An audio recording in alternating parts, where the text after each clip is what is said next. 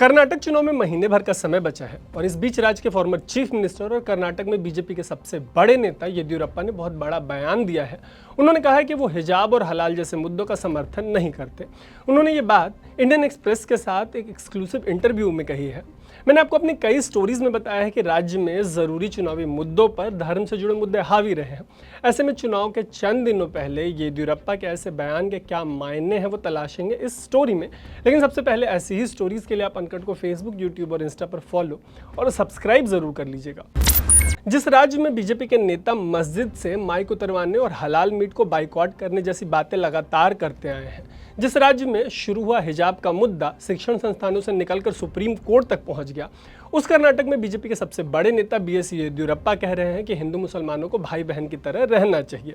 कर्नाटक को हिलाकर रख देने वाले हिजाब और हलाल जैसे मुद्दों को उन्होंने बेमतलब का बताया है।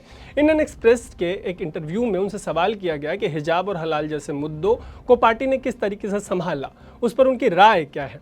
जवाब में वो बोले कि ऐसी चीज़ों का वो समर्थन नहीं करते हैं। येदियुरप्पा का ये बयान कोई छोटा मोटा बयान नहीं है और इसे माइनॉरिटी आउटरीच के पॉइंट ऑफ व्यू से भी देखा जा सकता है। इसकी वजह यह है कि हाल ही में पीएम नरेंद्र मोदी जब दिल्ली के एक चर्च पहुंचे तो इसकी खूब चर्चा हुई। इसे भी कर्नाटक चुनाव से जोड़कर देखा गया। बीजेपी को लेकर यह भी कहा जा रहा है कि वो मुस्लिम समुदाय को ये समझाने की कोशिश कर रहे हैं कि पार्टी है उसकी मुसलमानों को लेकर जो छवि है, असल में मामला वैसा नहीं है।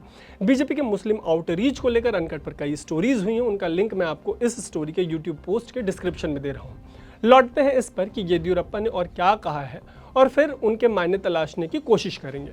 हिंदू मुसलमानों के भाई बहन की तरह रहने वाले बयान के आगे येदियुरप्पा ने कहा कि उनका शुरू से ऐसा मानना रहा है कि दोनों को मिलकर रहना चाहिए। हिजाब और हलाल जैसे मुद्दों पर उनका कहना है कि ये बेमतलब के मुद्दे थे और वो ऐसे मुद्दों का समर्थन नहीं करते हैं। उनके ऐसे बयानों के बीच 10 मई को कर्नाटक चुनाव के लिए वोटिंग होनी और 13 को नतीजे आने हैं और उनके ऐसे बयानों के बावजूद बीजेपी की कथनी और करनी में अंतर साफ दिखाई देता है।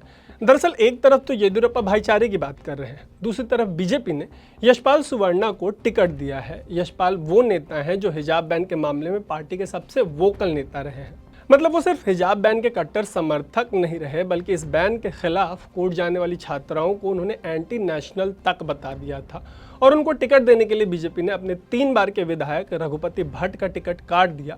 टिकट काटे जाने के बाद भट्ट का हाल ये था कि वो अपने आंसू तक नहीं रोक पाए मीडिया से बातचीत के दौरान। अगर आपने कर्नाटक चुनाव में मुद्दों से जुड़ी मेरी स्टोरीज देखी होंगी तो मैंने उनमें आपको बताया है कि कैसे बीजेपी के सीटी रवि ने हलाल बैन का भी मुद्दा उठाया था। सीटी रवि कोई छोटे मोटे नेता नहीं है, बल्कि बीजेपी के नेशनल जनरल सेक्रेटरी हैं और पार्टी के लिए चिकमंगलूर से चुनाव लड़ रहे हैं। सीटी रवि ने हिंदू त्योहारों में मुस्लिम वेंडर्स पर रोक का मुद्दा भी उठाया था और उन्होंने इसे इकोनॉमिक जिहाद बताया था। और ये दोनों नेता कोई अपवाद नहीं है। राज्य के sitting chief minister Basavaraj Bommai ने चर्च द्वारा उनको जब न्योता दिया गया था तो ऐसे न्योते के बावजूद वो उनके कार्यक्रम का हिस्सा नहीं बने। ऐसे में जब येदियुरप्पा से बोम्मई के चर्च वाले कार्यक्रम में नहीं जाने से जुड़ा सवाल पूछा गया तो उन्होंने कहा कि वो ऐसे कार्यक्रमों में जाया करते थे, वो मुसलमानों के, ईसाइयों के और अन्य समुदायों के कार्यक्रमों में भी जाते थे। उन्होंने ये भी कहा कि अगर बोम्मई को बुलाया गया था तो उन्हें जाना चाहिए था और उनके मुताबिक ऐसे कार्यक्रमों को ज्यादा अहमियत दी जानी चाहिए। अब कर्नाटक के 4 बार के सीएम भले ही सुनने में अच्छी लगने वाली बातें कर रहे हो, मतलब येदियुरप्पा जी, लेकिन चुनाव से पहले इन्हीं की सरकार ने मुस्लिम समुदाय के 4% रिजर्वेशन को छीनकर 2% लिंगायत और 2% वोकलिगा समुदाय को दे दिया। वैसे जब जाति की बात आती है तो यूपी बिहार की राजनीति देखकर लगता है कि इन राज्यों में ही जातिवाद की राजनीति होती है, लेकिन जिस लिंगायत समुदाय के 2% रिजर्वेशन जिनको दिया गया है, येदियुरप्पा हो या करंट सीएम बोम्मई हो, दोनों ही इसी समुदाय से आते हैं।